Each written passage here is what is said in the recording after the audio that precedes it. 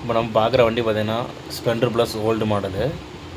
இது கஸ்டமர் சொன்ன கம்ப்ளைண்ட் எனக்கு அடிக்கடி வண்டி பாதி வழியில் நின்றுது, ஸ்டார்ட் ஆக மாட்டுது, ரன்னிங்லேயே ஆஃப் ஆகுது அப்படின்னாங்க. இப்போ சுத்தமாக ஸ்டார்ட் ஆகலை, எனக்கு ரெடி பண்ணி தாங்கன்னாங்க. நம்ம கலத்தி பார்க்கும்போது கஸ்டமர் செல்ஃப் ஆல்ட்ரேஷன் பண்ணியிருக்காங்க. நம்ம நார்மல் ஓல்டு மாடலுக்கு செல்ஃப் ரெடி பண்ணியிருக்காங்க. இது கஸ்டமர் இப்போ உள்ளவங்க வந்து second owner, first owner ready பண்ணி வச்சுருக்காங்க. இவங்க செல்ஃப் அடித்தா வண்டி ஓட்டிகிட்டு இருந்திருக்காங்க. இப்போ எனக்கு செல்ஃபே வேண்டாம், நார்மலாக ஆன் நிறையா பண்ணி தாங்கன்னு சொல்லியிருக்காங்க. இதில் இவங்க என்னென்ன சேஞ்சஸ் பண்ணியிருக்காங்கன்னா, மேக்னெட்டு காயில் வேறு, காயில் போய்ட்டு அசம்பிளியாக வாங்கி வேறு சேஞ்ச் பண்ணியிருக்காங்க. ஏன்னா வந்து நம்ம இப்போ உள்ள BS6 அந்த மாதிரி செல்ஃப் ரெடி பண்ணியிருக்காங்க. பேட்டரியோட இதில் மேக்னெட்டு பவர் எடுத்து மேக்னெட்டை சுத்த மாதிரி, காயில் பவர் எடுத்து மேக்னெட்டை சுத்த மாதிரி ரெடி பண்ணியிருக்காங்க. மற்றபடி எல்லாமே சேஞ்ச் பண்ணியிருக்காங்க. பவர் காயில் முதல் கொண்டு மேக்னெட்டில் மேலே பட்டை வச்சு வெல்ட் அடிச்சிருக்காங்க. பவர் காயில் மாற்றிருக்காங்க. ஆர்என்ட்டே வண்டியில் இல்லை, ஆர்என்ட்டு எல்லாமே இருக்குது. ECM தான் கண்ட்ரோல், ஃபுல் கண்ட்ரோல் வந்த மாதிரி பண்ணியிருக்காங்க. ஒயரிங் கிட்ட ஃபுல்லாக கட் பண்ணியிருக்கு. நம்ம இதே ஒயரிங் கிட்ட போட முடியாது, ஒயரிங் கிட்ட மாற்றவும் செய்யணும். பேட்டரியும் ஆல்ட்ரேட் பண்ணியிருக்காங்க. பேட்டரி பெரிய பேட்டரி பாக்ஸை கட் பண்ணி பெரிய பேட்டரி வச்சுருக்காங்க. CD யூனிட்டு ஃபங்க்ஷன் இல்லை. பார்த்திங்கன்னா உங்களுக்கு தெரியும், ECM ஃபுல் கண்ட்ரோலு. இப்போ நம்ம பார்த்திங்கன்னா உங்களுக்கு பெரிய ECM பாக்ஸ் வச்சு அதிலேருந்து ஃபுல் கண்ட்ரோல் எடுத்துருக்காங்க. இப்போ நமக்கு வந்து மாற்றோன்னா கூட ECM பாக்ஸுன்னு போதுமே நமக்கு ஒரு 5000 கிட்ட வரும். இப்போ கஸ்டமர் சொல்லிட்டா எனக்கு எதுவுமே வேண்டாம், செல்ஃபு கூட வேண்டாம், நார்மலாக யூஸ் பண்ணிக்கிட்டேன், கிக்கர் அடிச்சு ஸ்டார்ட் பண்ணிக்கிட்டேன், எனக்கு வந்து பழைய ஒரிஜினாலிட்டியாக வச்சு தாங்கன்னு சொல்லியிருக்காங்க. இப்போ அதுதான் நம்ம பண்ண போகிறோம். பார்த்திங்கன்னா உங்களுக்கு தெரியும், பேட்டரி பெரிய பேட்டரி வச்சுருக்குறாங்க, பெரிய ஹார்னு லைட் எல்லாமே ஆல்ட்ரேட் பண்ணியிருக்காங்க. நம்ம வந்து எல்லாமே எடுத்துகிட்டு ஒரிஜினாலிட்டியாக வைக்க போகிறோம். ஒயரிங் கிட்ட முதல் கொண்டு நம்ம மாற்றணும்.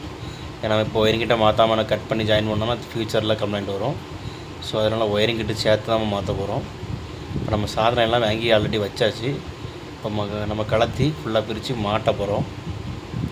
பாருங்கள், செல்ஃப் சுவிட்சு கூட வச்சுருக்காங்க ஆல்ட்ரேட் பண்ணி. நம்ம சுவிட்சை மட்டும் அப்படி வச்சுக்கிட்டு மீதி எல்லாமே நம்ம மாற்ற போகிறோம். சுவிட்சு இப்போ கண்ட்ரோல் இல்லாமல் இருக்கும்.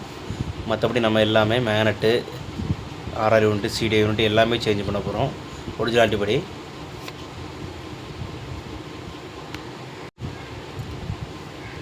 வீடியோ ஸ்கிப் பண்ணால் பாருங்கள், அப்போ தான் நம்ம என்னென்ன சேஞ்சஸ் பண்ணுறோம் எல்லாமே நமக்கு தெரியும்.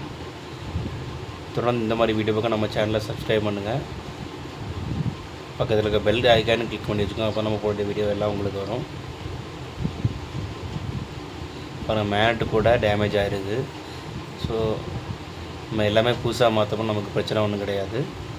ஒரிஜினாலிட்டிப்படி நம்ம எல்லாமே மாற்றி கஸ்டமருக்கு திருப்தியாக கொடுக்க போகிறோம்.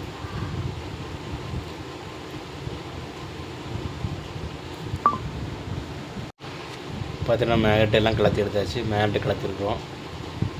காயில் பிளேட்டு, காயில், நம்ம பவர் காயில் பார்த்திங்கன்னா வேறு வண்டியோட யூஸ் பண்ணியிருக்காங்க, அதை நம்ம கலத்தி எடுத்துக்கிட்டோம். நம்ம எல்லாம் ஒரிஜினாலிட்டி தான் போட போகிறோம்.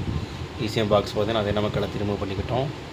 இதோட ஒயர் எல்லாமே கலத்தி நம்ம பண்ணிவிட்டோம். ஃபுல் ஒயரிங் கிட்ட நம்ம புதுசு ஒரிஜினல் ஹீரோ ஸ்பேர் பார்ட்ஸை நம்ம வாங்கி போட போகிறோம். வாங்கி வச்சுருக்கோம். நம்ம அதை நம்ம மாற்ற போகிறப்போ பார்த்திங்கன்னா காயில் பிளேட் நம்ம அசம்பிளியாகவே வந்துடும். காயில் பிளேட்டு, மேக்னெட்டு, காயில் மூணுமே சேர்த்து நம்ம அசம்பிளியாக ஹீரோவில் வந்துடும் நமக்கு. ஸோ அதனால் நம்ம அசம்பிளியாக அதை வாங்கி போட்டுடலாம். பார்த்திங்கன்னா காயில் எத்தனை குறைவுள்ள காயில் பாருங்கள். இந்த மாதிரி ஆல்ட்ரேட் பண்ணுறாங்க. இதுக்கு நம்ம நார்மல் ஒரிஜினாலிட்டி வச்சு யூஸ் பண்ணி ஓட்டலாம். நமக்கு செல்ஃப் தானே, செல்ஃப் உள்ள வண்டியை நம்ம எடுத்துடலாம். அந்த அளவுக்கு இது எக்ஸ்பென்சிவாக இருக்குது. நம்ம ஒரு ஸ்பேர் பார்ட்ஸும் கேட்கும்போது அதோட ரேட் ரொம்பவே கொடுக்கலாம் வந்து. இப்போ நம்ம வந்து மேக்னெட்டு பார்த்திங்கன்னா ஒரிஜினாலிட்டி பார்த்திங்கன்னா நமக்கு மேக்னெட்டு, காயில் பிட்டு அசம்பிளியாக 2220 தான். ஸோ அதை நம்ம அசம்பிளியாக வாங்கிட்டோம். அது போக நம்ம power coil, RR unit, CD unit எல்லாம் வாங்கி வச்சுருக்குறோம்.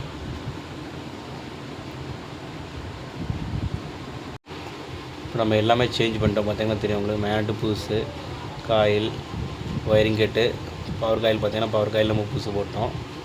HT காயில் எல்லாமே நம்ம புதுசு போட்டு நம்ம ரெடி பண்ணிட்டோம். இந்த மாதிரி ஒரிஜினாலிட்டியாக இருக்கும்போது நமக்கு எந்த ப்ராப்ளமே ஒயரிங் கிட்ட எதுவுமே வர, ஸ்டார்டிங் ட்ரபிள் குறையும்.